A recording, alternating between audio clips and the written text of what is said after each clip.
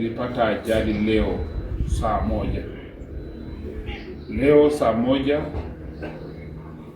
tuseme nilikutana na shetani kwa sababu nilipata ajali saa moja na dakika karibu 15 hivi Nakuru, nikiwa nakuja hapa Nairobi kuhudhuria mkutano wa rafiki yangu Edwin wa Kenya Sifuna na wengine huko Kitengela.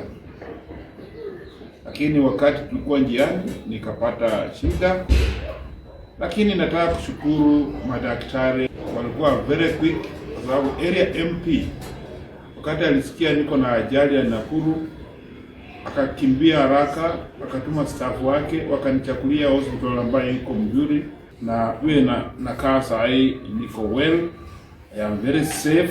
Ni mkono tu ulifunjika mara 3, na hapo mahali penye ilifunjikia mara 3 hapo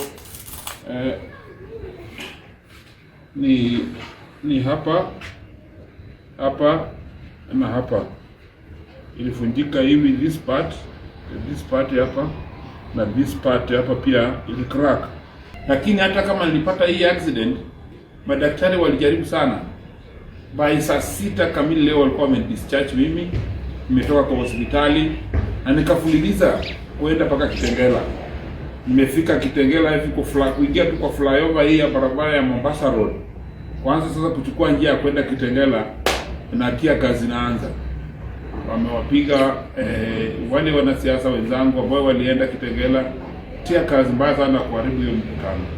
I want to tell my brother Murkomen that the kind of behavior that you are doing is exactly what Moi was doing to the opposition, and that's how Moi himself built the opposition.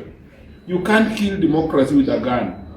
Watu wa Nairobi, watu wa Kitengela na watu wa Kenya wamekubali Edwin wa Kenya Sifuna to hate the people. But my people of Kabuchai constituency, rest assured, yesterday nilipatiana basari zote za mwisho, nikamaliza na nikasema sasa wacha nikimbie Nairobi. For bursaries of student and school fees, I will again invite you. Nitawakaribisha tena mwaka mwingine wakati nafanya vetting, alafu niwape ingine. But for now, we have closed the chapter of bursary and school fees.